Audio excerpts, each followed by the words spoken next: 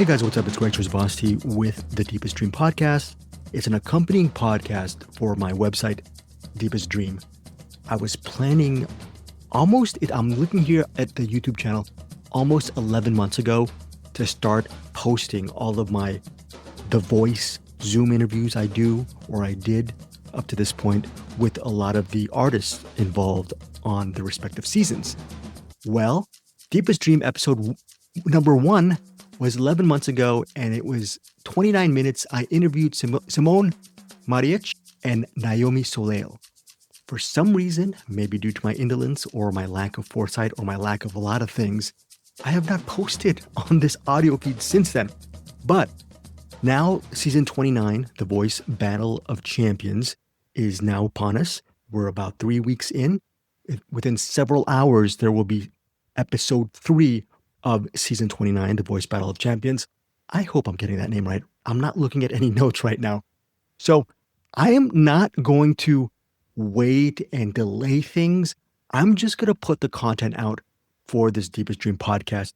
I will tell you guys what my main focus on this podcast. I'll be doing film, television, book, interviews here and there. But around the voice era, the voice time, which is where we are right now, you guys will get, if you subscribe to this podcast, you'll get a ton of interviews from each round from the various artists on The Voice. I'm not going to get all 30 or 35 artists, but hopefully I can get enough to give you guys a little bit more insights on these really wonderful and diverse artists, contestants, singers, songwriters, musicians. Now, Voice 29 for this specific episode number 2 of Deepest Dream, I have Alexia Jay, Lucas West, and Julia Golden, all in that order. I'm not going to do an intro for each of them because I'm just going to give you that content right now and give you guys insights on each of these people right now for the intros. And then I'm going to have Alexia Jay, then Lucas West, then Julia Golden. All of these interviews back to back to back. Regarding Alexia Jay, I read on her bio that she's a huge Donny Hathaway fan. I love Donny Hathaway, so I had to ask her a Donny Hathaway question. I also Alexia talked about growing up in Alabama, living in Alabama. She lives, I believe, in a small town in Alabama. I don't know if it's Irvington. It says resident Mobile, Alabama.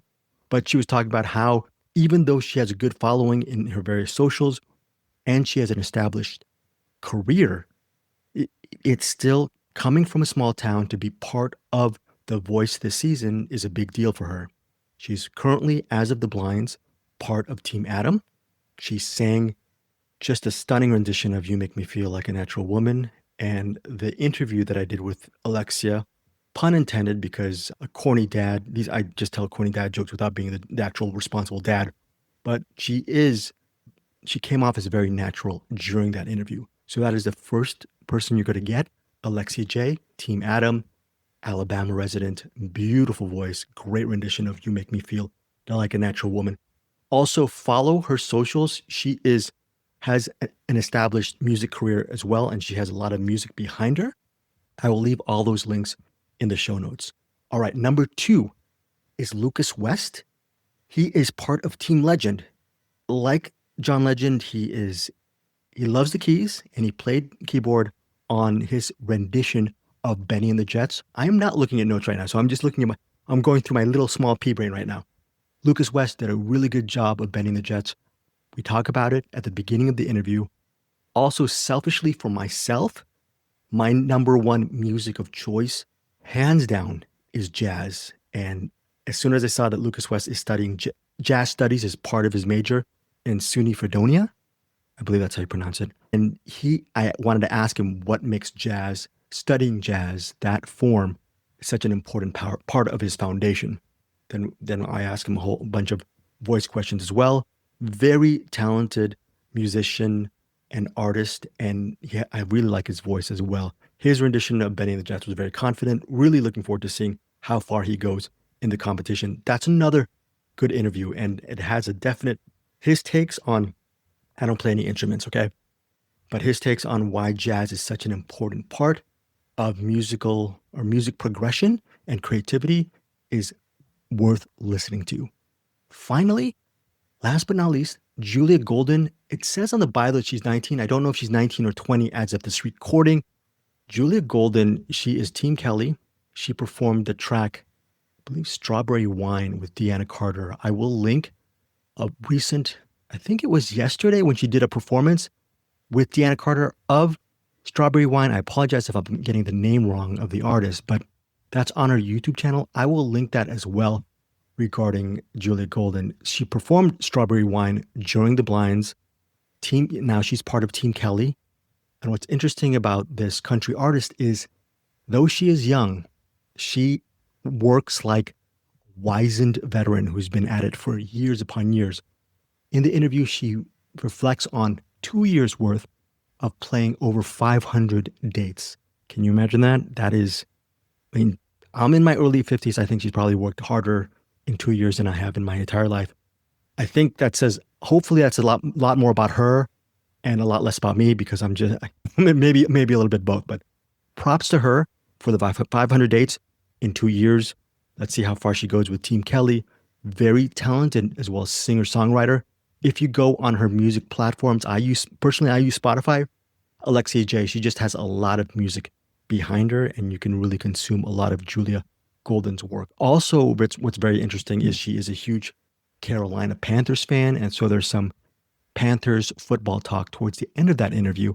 And I apologize to Lucas West, because towards the end of that interview, I just remembered he is a Buffalo Bills fan, and he talks about his love for the Buffalo Bills as well. So for this episode, we just have 3 artists. I am going to be more focused, and hopefully these podcasts or these episodes will be available daily, at the worst every other day, so I can get a lot of these voice artists to you audio-wise via this hosting service. Whether you listen to Deepest Dream on Apple Podcasts or Spotify or whatever podcast platform, or even YouTube, I'm putting it up on YouTube as well. Thank you so much for your support. I think more importantly than supporting this podcast is hopefully these interviews with these voice artists will give you further insight to their career. And selfishly for yourself, you will be introduced to a lot of music that you can download on your platform of choice and follow their respective careers.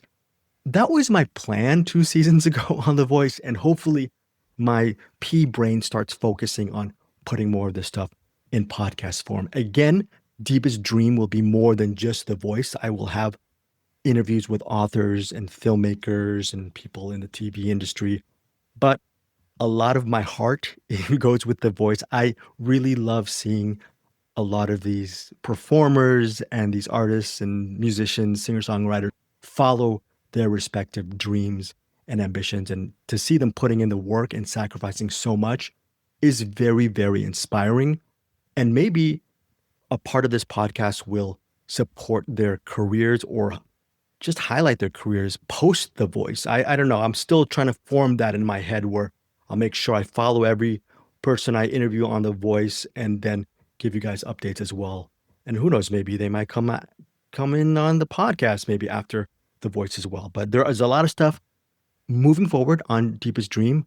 I will not wait 11 months for this next episode, for episode number 3, but I will post a lot more and more good stuff to come. Also for you guys, a lot of my questions will be not just about the person's work, his or her work, but also to ask advice or insights on how people can advance, or just tips or tricks of the trade, so to speak. So a lot of these artists, I will ask them about what overcomes their stage fright, the key to songwriting, all that stuff. There's a lot of advice / or maybe for this case, the advice that they give people who want to join The Voice. So hopefully you guys appreciate that as well. And I appreciate you guys for listening to this episode. I am going to stop blabbing. Here is Alexia Jay, then Lucas West, then Julia Golden. I have about maybe 3 or 4 more artists that I have to put up on this podcast audio feed. So a lot of this episode will be roughshod. I haven't even linked this podcast to my Epidemic Sound account, all that stuff, blah, blah, blah. Hopefully the next couple of episodes will be more polished, possibly. I don't know, but I'm crossing my fingers. just basically get me out of the way. The most important thing is focus on these wonderful artists. Alexia Jay, Lucas West, Julie Golden, thank you for supporting Deepest Dream. Most importantly, support these artists on their journey moving forward. Take care, guys, and talk to you on the next episode. Bye. So I'm with Alexia Jay, season 29 of The Voice. Team Adam, I've seen The Voice all the seasons. This is so rare just to see a coach, this being Adam, being more excited for the win than you. What was that like just seeing his reaction? I felt like he won The Voice when he got you on his team. I am still processing all of that because I have listened to Maroon 5 since I was a teenager, and my son listens to Maroon 5 because of me. And so when he got up there and they asked him who was his favorite singer, I thought he was going to say me, but he said Maroon 5. And so when Adam gave his speech, it was like a breath of fresh air because somebody that you've listened to and you've put into your music thinks you're amazing. And that's so dope. So it feels really good. Yeah, I was looking at your bio and they mentioned some of your many influences. There's Aretha, there's Whitney, there's a third person that they mentioned. Can you just, for people not in the know, for those few people not in the know, what does Donny Hathaway mean to you? Because he's one of those rare artists who it goes straight to your soul. At least Oh, for me, wondering for you and how has that influenced you maybe as a youth and now that you are a full-fledged artist? I think what Donnie put in my music was the heart and the soul. Like any song that he sang, you felt it. Like no matter what you were going through, you felt exactly what he was talking about in that song. And I always wanted people to, when they hear me, to either think back to a situation that you've been through and really feel what I'm saying. So Donnie, I think he brought the feeling like hands down. He brought the feeling and that voice was oh, it was timeless. And I love timeless music, so I want to be a timeless artist. So it's definitely in that top. Yeah, Alexia, on that word feel or feeling, can you just talk about feels right? Because that's a song that feels timeless and you can put it on any type of decade. Was that one of the many intents regarding crafting the song, which I think is very beautiful, and the fact that it's a track that can't be outdated? Yes, I just wanted something that felt good. And we sat in a studio and we talked about my life and all the good things that were happening. And we got to a point to where we're like, okay, so we first met your boyfriend. How did that go? And so I'm really just talking about things in my life that made me happy. And I got in a studio with some amazing producers that really understood what I'm trying to put out in the world. And we came out with Feels Right. And I love that vibe because I feel like it's like the cookout vibe. Like back in the day, you could really vibe and dance to that type of music. So Yeah, I was excited because when Adam was talking about your artistry, he said just one of the most, I'm paraphrasing, one of the most unique or special voices he's heard. And he's been in it a lot. And he said one of his main focuses was to make sure that he could shepherd your talent throughout the competition.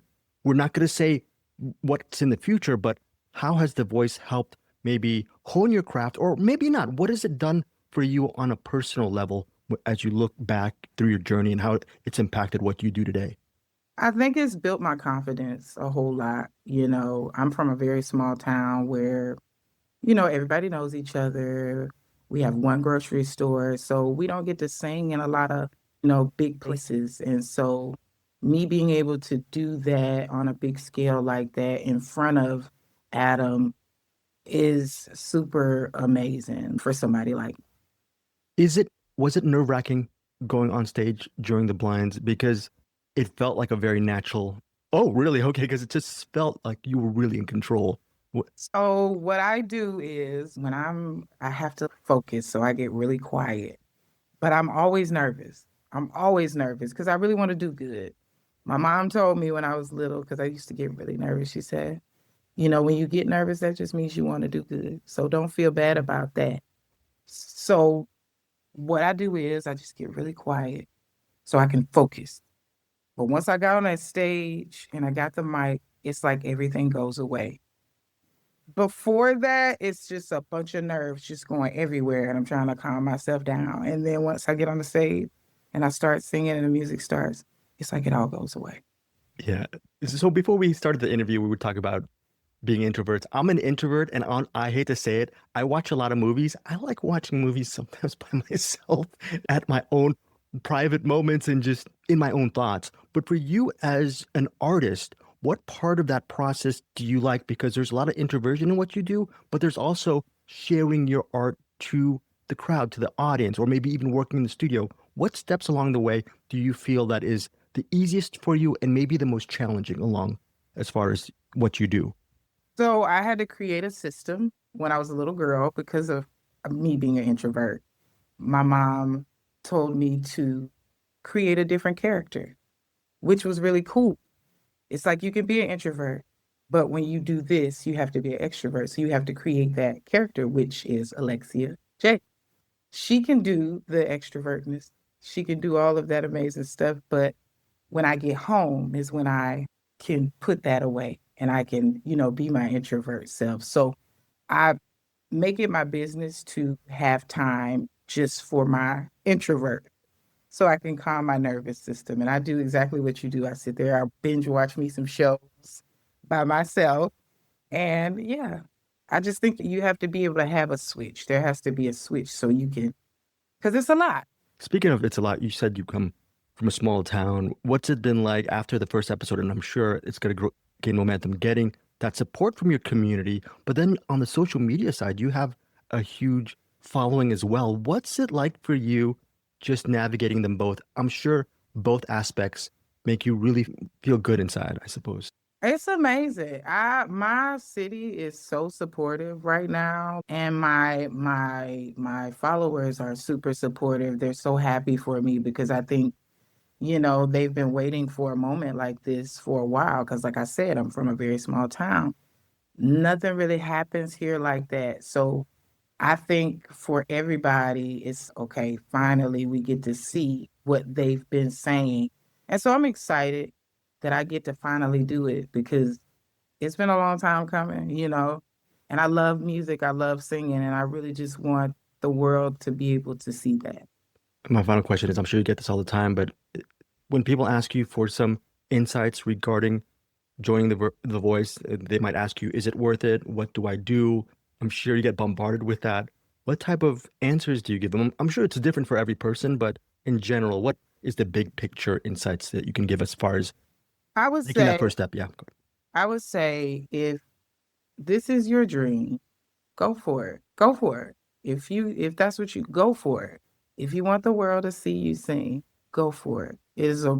They are really awesome people.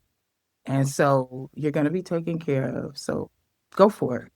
Alexia, thank you so much for your time. Really love your voice. Looking forward to even consuming more of your music on Spotify and continued success. Thank you so much. I am with Lucas West from The Voice, team legend, person who can sing, also a master of the keys. How perfect is this union with John Legend regarding your collaboration and learning from him? I mean, the union is quite perfect with John. I mean, he's everything I strive to be as a musician, a very accomplished pianist, a very accomplished singer, and the musicianship is off the charts. So we're very happy to be here on Team Legend. Very, very happy. I remember when I was in my youth and the first time I heard Benny and the Jets, I was thinking, wow, Elton John can do it. But I always wondered, since I wasn't a musician, I was thinking, who would ever try to master this song live? I remember that as a teenager. My question some 30, 40 years later is answered. How tough is that song for people not in the know? Or maybe it's not as tough. Can you just walk us through that performance? Yeah, great question. Yeah, Benny and the Jets is definitely a tougher tune vocally. It spans a pretty wide range. More importantly, the challenge is Elton has such an interesting style of singing on the original record. So a lot of that is nitpicking how you want to put your own inflections within the tune. In my situation, I've actually been playing Benny for a number of years. It's one of my, I guess you could call it staple tunes that I play when I play out and about. So that's always been a nice gradual process. So by the time I had the opportunity to perform it on The Voice, I was very, very familiar with the tune. But yeah, it's definitely challenging, as is a lot of Elton and Billy repertoire, especially with the added layer of keys. For example, if I'm really getting carried away with a vocal line, I don't want to lose my quarter note on the piano, right? Because that's really crucial. So your tempo can get messed up. Fortunately, I had a wonderful band working with me on the voice, so that wasn't an issue. And I made sure to do my due diligence in the practice room too. Lucas, in your interview package, it was very interesting. You're looking at the other artists, you're basically complimenting them as musicians, but also the importance of being an entertainer. So, a little piece of insight or advice for people who want to be an entertainer, have you learned a way to maybe calm your nerves or overcome your nerves, especially for something like this? I mean, it's a really larger than life experience, one would assume, but has there been a key for you as far as overcoming nerves, or maybe you don't even have it going forth on stage? Oh, I have nerves going on stage for sure. That's definitely a thing. There's a couple strategies I have to really just center myself before I perform. One of them is just not overthinking it, especially with a tune like Benny. Before I did it, I'm like, hey man, this is a tune you've played hundreds of times for many different people. This is no different. Only thing is it's not like it's part of a set. This is one crucial 2-minute moment where you have to dial everything up to 100. So that's the first thing, is just not overthinking it, just simplifying my mindset and just being like, this is the moment. Let's just go out there and have fun. That's a big thing, especially with a tune you know you have down. If you overthink it, you might mess it up. If you don't overthink it, then you're just cruising, you're having a good time. The second strategy I have is honestly just really getting in that mindset of being an entertainer and an artist. So I have a playlist on Spotify, and it rotates through the songs within the playlist rotate, but I just listen to whatever's really motivating me at that time and reminding me why I love music so much. And that usually helps too, because, when you take the reality TV aspect out of things, what's left is just what I love to do with my life, but what my mission is from God with my life. And I think that really helps. So for the blind audition, I was listening to a track called Heroes by Peter Gabriel. And it's sort of a quasi-classical track with strings, super motivational. And that kind of got me in the right mindset. I remember I was in the dressing room right before I went on stage into the area with the doors before I walk through and go on stage. That really centered me. So I'd say it's a combination of really high quality music and making sure I'm centered up here. Lucas, beginning your journey on The Voice, you as a musician and an artist, you have expectations going in. So now, when you went in, how were those expectations maybe transformed? What surprised you about maybe the learning process of your journey on The Voice that maybe you didn't see coming into the whole, you said reality TV aspect, but also the musician aspect of it? But what surprised you the most regarding your expectations and what you met during your journey? Yeah. I honestly expected The Blind to be a lot more scary after the fact, talking to these incredibly accomplished people. Because our panel, I mean, it's pretty impressive, the kind of accomplishments and just incredible things the three of them have done, Kelly, John, and Adam. I think the most surprising part about all of it was that, again, it was just the moment. Like back home when I was just playing at my dad's brewery, it was like no different. And a really cool, in my opinion, I think this would be the most surprising part about it. It's something I might expect, but it's still very surprising. And it's that the three coaches are just human beings with families and feelings. And I think that this experience, specifically the blind audition and then into the battles, which we'll see in 3 or 4 weeks, I think that experience really humanized who the coaches were to me. Because these celebrities they're celebrities until you realize, oh wait, they have kids too, and they sleep at night and they go to the bathroom like all of us do. It's a pretty cool revelation to have, but I feel like it's really only one you can understand after you've spoken to them. And it's really incredible. And that's the magic of the blind audition, is you have the coaches, and they're in these magnificent red thrones, and it's incredible. And as an artist, it's wow, look at these guys. But then once you hit the rehearsal room, which we'll see with my coach John in this case, you really just see that they're musicians that are just really far down the path and have accomplished a lot in their lives, and now they have the opportunity to give back and say yes to artists like me who are younger and aspiring to do the kinds of things they're doing. So I think that was my biggest surprise for the experience, was just how humanizing it was from contestant to coach. And I think that's this distinction I really want to dive into, and wherever I can, I want to tell people that they're all three of them are wonderful people. They have families and they're really kind. And I think we need to talk more about that, because celebrity culture makes it hard for them to live their lives sometimes, but they're really just great people. So Cool. A couple more questions, Lucas. I read on your bio, it says I don't know if this is correct or accurate, you're currently studying jazz studies. Is that a major? Is that still going on? Jazz studies in piano and voice here at SUNY Fredonia. Oh, very cool. I remember years ago asking Harry Connick about how jazz influenced him. And he said, well, to be free in jazz, you have to have a lot of structure and put in so much work that a lot of people don't see. So eventually when you get to that improv, people think you're just flying out the handle. No, you have all that foundation. Wondering for you, with something like jazz studies, is that one of your motivations is regarding that? Because you're getting that structure and it helps gives you a foundation as a musician moving forward. Oh my God, yes. Phenomenal question, first of all, Greg. I'll say this, Harry Connick Jr. is one of my greatest jazz influences of all time. He was one of my first jazz artists I truly listened to all of his music, because my mom introduced me to him. And that philosophy that he was talking about with you, I live by that.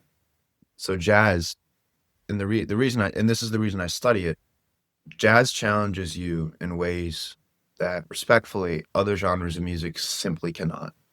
And that's improvisation, conceptualization of harmony. For example, if you're playing, not to dog on classical music because it's beautiful and you learn so much from it, but in classical music, you most likely read what's on the page. With jazz, you're given a chord notation, and then you get to decide what voicing you want to use. If you put the third here and the five here, or you switch them. So that's the beauty of jazz, is it gives you a lot of freedom, and that freedom then rewards your musicianship, because I can apply it to pop and then rock, and then obviously jazz too, soul, funk, whatever else I might play. My point is, with jazz, you challenge yourself in ways that other genres can't quite challenge you in the same ways. And especially with improvisation and harmony, understanding melody, how to really explore, go crazy with the melody, but then pull back and simplify your statement of the melody. And I think that's something I live by, and that's something Harry lives by. And I've studied his philosophies, I guess you could say, for years. He's a hero of mine. So yeah, it's so rewarding to study this beautiful art form of jazz. Lucas, final question is, moving forward, where do you see the road before you entered The Voice? Or has that road always been the same no matter if you joined it or not? Did it impact what you want to do moving forward in your future? I think I always wanted to be a performer. I was just waiting for the right platform to really give me a chance. And it's very difficult in this industry to get eyes on you, because a lot of it's determined by an algorithm. However, a platform like The Voice gives us artists a chance to not just sing covers and not just imitate people, but sing covers and truly make them our own. And that's what people notice. And as I'm reading through all the online, I guess, chatter, you could say, I'm starting to realize how important it is to really put your own inflection on things. And that's been a rewarding process in itself, to really learn how to do this. Yeah, I mean, it's all just incredible. Thanks again. Oh, what? No, that's it. My voice is killing me. Sorry. No worries. Thanks again, Lucas. And I just wanted to leave you with this. My late roommate, he was a huge Bills fan. So can Bills Mafia expect a Super Bowl on the upcoming season? Is there always going to be hope? And because, what do you think of your team? It's a good question. I think as a Bills fan, we're so used to this pain. We're so used to this pain, but we'll never stop believing, because it's Bills by a billion, 365, 24/7 until the day that I die. And that's the truth. That'll never ever change. So we don't have expectations, but we always have fun, and we never stop believing in Josh Allen. That much I would say. He's definitely my favorite quarterback. Thank you again so much for your time. Thank you. Continued success. Okay, you take care, Lucas. Thanks for having me, man. Okay, so I'm with Julia Golden from The Voice. Julia, pleasure to meet you. So great to meet you. Thank you for having me. So here's the thing. I'm sure it was a big challenge to actually perform Strawberry Wine in front of such luminaries on The Voice and on the stage. But what was it like to stay on the stage and get that call from Reba? That whole situation must have, I'm sure you were going through a lot of emotion. Oh my gosh, there's a million things that are happening. It's obviously such a nerve-wracking, high-stakes moment for all of us. Like, we're all so nervous going on stage. And then afterwards, you get the opportunity to speak with these incredible artists. I had mentally prepared to talk to John and Kelly and Adam. I knew that was happening. I was ready. I was not mentally prepared to talk to Reba McEntire. That reaction was completely genuine. I just had no idea what to do with myself, but it was one of the coolest moments of my entire life. And just to know that a legend in country music was involved with my blind audition is such a blessing. Looking back on last summer and just your journey on The Voice, obviously we're not going to say what happens, but reflecting on it, how have you grown as an artist and as a person, just the fact that you can actually process all that stuff that happened to you? Absolutely. I learned so much about myself throughout the process of this show. I met so many incredible artists, which everyone else in the world will get to meet throughout the process of blind auditions airing and the rest of the show airing. But the truth is, the collaboration with other artists that came from this opportunity is one of the biggest growth opportunities I've ever had in my life. I have met so many people from so many different walks of life, so many different genres of music, experiences, kinds of performance art. There were people like me that were gigging artists that have been working towards doing this their entire life. We had people that had done Broadway and national tours. And then we had other people that were just college students who had a passion for singing that really wanted the opportunity to share that with the world. And it was really, really cool to see all those different perspectives. And I think that it has definitely changed my life and changed me as a person. Julia, most people have a dream in their respective life, but very few people, I think, in my opinion, actually sacrifice, do what it takes to try to achieve the dream.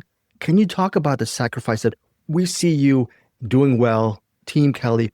What are we not seeing? I think one of the things we're not seeing is the 2 years you spent traveling cross country, gigging. And can you just tell our listeners, what are we not seeing? All the work that you're putting in. Absolutely. One of those things, The Voice and shows of this shows of the genre are considered a fast track to fame or a fast track to the spotlight for a lot of people. But I know I can speak for myself and so many other people on my season in particular that so much has gone into this. Like you said, over the past 2 years, I've played over 500 shows in 2 years, traveling all across America. Me and my parents have driven 3.5 hours there and back in one day just for the opportunity to play on a stage. And the paying of those dues is something that not a lot of people realize. Yes, I had this incredible opportunity, but I don't think I would have been able to achieve that without years of hard work, learning who I am as an artist and just pounding the pavement, putting the miles on the car and tons and tons of wear and tear on my guitar and doing everything I can to make sure I'm fully prepared for an opportunity like this when it arises. And based on the outcome, I feel like it worked out. Julia, tons of wear and tear on your guitar. You're self-taught since you were 15. My niece, the most important person in my life, she's 9. She's been taking guitar lessons for a couple of years. What are some of the lessons that you can give people of all ages as far as just mastering guitar? Is it just putting in the work, putting in the practice? Unfortunately, yes. I wish that I had a formula. I will say, I will be completely honest, I am not Eric Clapton. I'm not Prince. I'm not the guitarist of the century. I am a singer-songwriter first, and then I play guitar to sing and write songs. But the one thing that has helped me the most is doing 500 shows, is putting that kind of just time and dedication, learning an instrument and any kind of creative kind of new skill. The only thing that's going to help you is repetition. You just got to do it. You got to keep doing it as much as you can, as often as you can, and put in the time. And that is the one way to improve, is to just do it as much as you can. There's a new single that you have. You're putting out a lot of music. Can you tell our listeners about Meant to Be?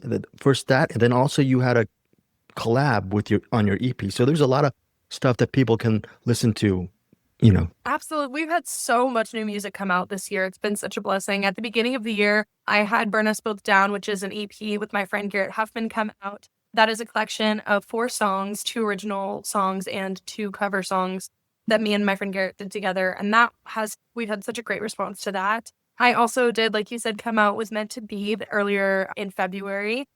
That song is something that I've been sitting on for a very long time. I wrote that song over a year ago and it means the absolute world to me. I wrote it all by myself and it's like a child that I am so proud of and protective of. And I'm so grateful it's finally out in the world. That song is unique. It's a little bit different than anything else that I've put out. And I feel like it's a little different than what's being seen in the country music scene recently. So I'm really, really proud of that. And then I also had another duet with my friend Liquid Smile, Stuart Heigold, the St. Cecilia. We came out with an alt pop song called like very, very different, very out of my comfort zone, but a lot of fun and a really cool project. So there's plenty of Julia Golden music out in the world right now for people to listen to and get to know me as an artist. Julia, is there a part of the process that you really prefer the most, whether it's being alone, creating a song out of nothing, performing in front of people, or maybe recording the actual track? Or do you not like to compare these moments and just see it as one big whole? Honestly, a little bit of both. The truth is there's so many different moving parts that go into my career and go into this kind of lifestyle that I live, and all of them have their own, it's kind of apples and oranges. The intimacy of being alone in your room with a guitar and just writing from the heart is a completely different experience than being able to connect with people at a live show and sing to someone and know that the music that you're creating is bringing them joy.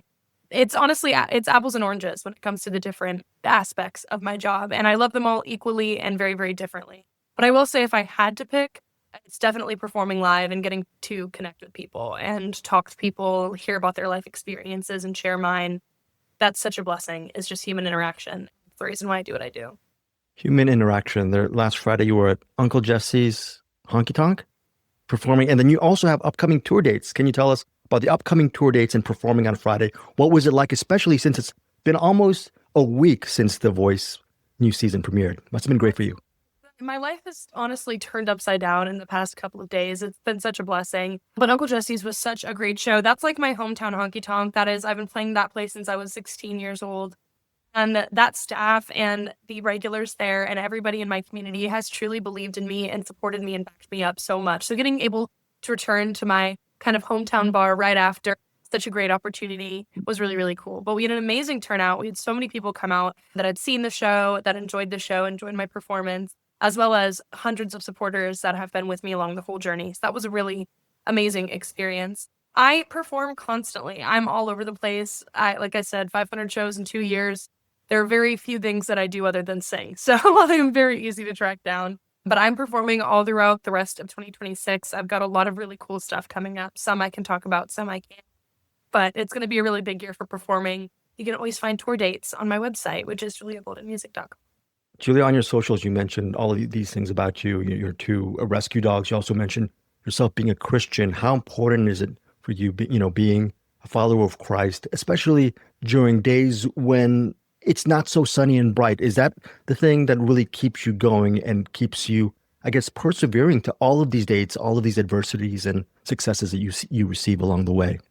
In short, yes, absolutely. I around this time last year was when I started getting back into my faith, and it's actually really crazy on paper to see when I started getting into my word and when I started reconnecting with Jesus Christ and when my career started taking off and my life started changing.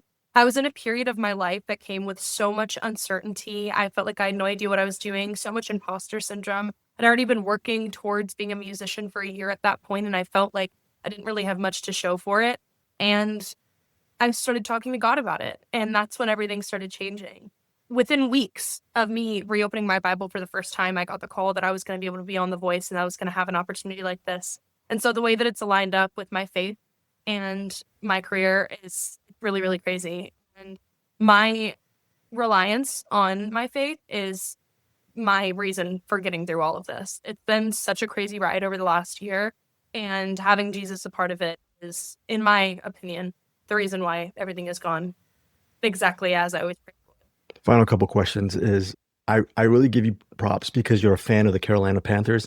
I've been a fan of a lot of hard luck teams. I love Bryce. Bryce is great. Can you just talk about the adversity of just being a lifelong fan of a team that's not always a golden team. They're not going to win Super Bowls every year. And sometimes I saw on your IG, sometimes your Sundays are ruined when you put your heart in, but it's also a big part of your life, win, lose, or draw, right? I will say, I love getting asked about the Carolina Panthers in an interview. This is fantastic. Rooting for a team that has been struggling for the past couple of decades is really hard. Of course, we have our Cam Newton era where the Gulch team got taken it all the way to the Super Bowl. And then we have years like the past couple of years where we have a significantly losing record. But the truth is, the one thing that I always give the Carolina Panthers props for is that we have heart. They show up with a good attitude every single time. They come back every single game acting like it's a brand new season, a brand new team, and a brand new opportunity. And that mindset is very necessary to have in my career as well. My dad is a really big sports fan, and so we compare like sports to the music industry and all of that a lot in my household. And it's really fun to be able to have a team that may not always be the best in the league. They may not always be they're not always playing the best football, but they're playing with the best attitude. And I think that is very important. It's something that I carry with me. Next year, Julia, so I believe in Bryce. I love it. And he's really improving. Julia, final, very, very quickly. I'm telling you, you're a dedicated artist, but are there 16 days out of the year that you just can't do any gigs? Oh my gosh. We, at the minimum, always take 2 weeks off throughout the year. We always a little bit of time, but I have missed way too many games because I missed a lot of games. I missed the Rams game when we beat the Rams. I was mid-show during that, and that was a hit. I can't lie. I put my career over everything but Jesus. The Carolina Panthers take a close second. I'll tell you what. Julia, thanks again so much for your time. And you mentioned the fellow voice artists as your family. What's it been like actually getting all these new friends and family, and then maybe experiencing when you have time LA together? What were the positive sides of California that you got while hanging out with your friends? That was one of the most fun experiences of my life. It's truly one of a kind to be secluded in a brand new area with a bunch of people that have the same passions and loves that you do. I still see some of my best friends. Jonah Mayer is one of my best friends, who was the incredible classical opera singer from the first episode. When I got to see him in New York City right before the show aired, and then I also get to see a lot of my friends from Nashville. We had so much fun. We were just tearing up LA. We went out, we went to the movies all of the time. We saw so many movies together. I have so many videos of us sitting up in somebody's hotel room, just passing a guitar around, playing our original music for each other, singing harmony on each other's songs, and getting to know each other as artists as well as people. That experience was such a blessing, and you really do become a tight family over the course of the show filming. It's one of those things because we all want to root for ourselves so hard, and we all want to win this show so badly, but you see the people around you and know that each of them are just as wonderful and deserve to win just as much as well. So you root for yourself and everybody else, and it's a really cool, one-of-a-kind experience. Julia, thank you so much for your time. Continued success on The Voice, and most importantly, continued success on your career. Thank you so much for your time. Thank you for having me.